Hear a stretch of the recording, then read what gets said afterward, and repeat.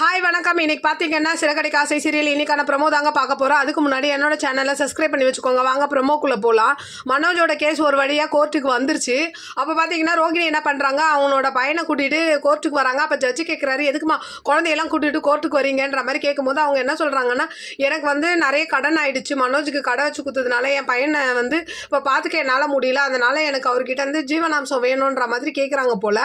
அப்போ வந்து அவர் ஜட்ஜி என்ன சொல்கிறார், மனோஜ் சொல்கிறாரு இந்த மாதிரி அவள் போய் சொல்கிறா அப்படின்ற மாதிரி சொல்கிறாரு.